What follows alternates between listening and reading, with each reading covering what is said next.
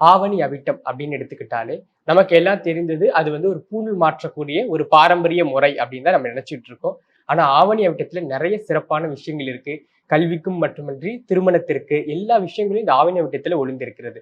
அதனுடைய தாத்பரியங்கள் எல்லாமே நம்ம இந்த தொகுப்புல பார்க்கலாம். ஏன் இந்த வருடம் நமக்கு வந்து ஆவணி அவிட்டம் ஆடி மாதத்துல வந்திருக்கு அப்படிங்கிற ஒரு கேள்வி எல்லாத்துக்கும் இருக்கும். பொதுவா ஆடி அமாவாசையில இருந்து ஆவணி அமாவாசை, இதற்கு பெயர் சிரவண மாதம் அப்படின்னு சொல்லுவாங்க. இந்த சிரவண மாதத்தில் வரக்கூடிய பௌர்ணமி திதியும் அவிட்ட நட்சத்திரம் இணையறது தான் நமக்கு ஆவணி அவிட்டம் அப்படின்னு சொல்றோம். பொதுவா இந்த ஆவணி அவிட்டம் எல்லா வருடங்களுமே நமக்கு ஆவணி மாதத்துல தான் வருகிறது. இந்த வருடம் நமக்கு ஆடி மாதத்திலே இது உதிக்கிறது.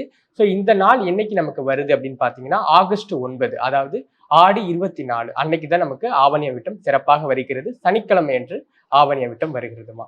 இந்த ஆவணி அவிட்டத்துடைய தாத்பரியம் இது எப்படி உருவானது அப்படின்னு எடுத்துக்கிட்டோம் அப்படின்னா, இந்த பிரம்மதேவன் 4 முகம் கொண்டிருக்கிறாரு. அதே மாதிரி 4 வேதங்கள்ல தன்னிடம் வைத்திருக்கிறாரு. அதே மாதிரி இந்த 4 வேதங்களின் அடிப்படையில தான் இந்த சிருஷ்டியை படைச்சிட்டு இருக்காரு. அதில் இருக்கக்கூடிய அந்த ரூல்ஸ் அண்ட் ரெகுலேஷன்ஸ் அதுதான். அந்த அடிப்படையில தான் இந்த சிருஷ்டி என்ன ஆயிட்டு இருக்கு அப்படின்னா நமக்கு இயங்கிக்கிட்டு இருக்கு. இந்த பிரம்மதேவர் வைத்திருக்கக்கூடிய இந்த 4 வேதங்களை மது மற்றும் கைடப அரக்கர்கள் என்ன பண்றாங்க அப்படின்னா களவாடிட்டு போயிடுறாங்க. ஸோ இந்த பிரம்மதேவர் அந்த வேதங்கள் இல்லாம சிருஷ்டியை படைக்க முடியாது. ஏன்னா நமக்கு அந்த அடிப்படையே அந்த வேதங்கள் தான். ஸோ பிரம்மதேவர் யாருக்கிட்ட முறையிடுறார் அப்படின்னா மகாவிஷ்ணு கிட்ட முறையிடுறார்.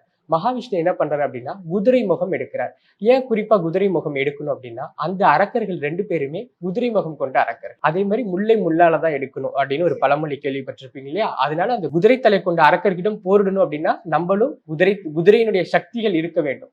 சோ அவரும் என்ன பண்றாரு அப்படின்னா குதிரையினுடைய தலையின் வடிவமாக மகாவிஷ்ணு எடுக்கிறார். அந்த தோற்றத்துக்கு பெயர் தான் ஹயக்ரீவர் அப்படின்னு சொல்லுவாங்க.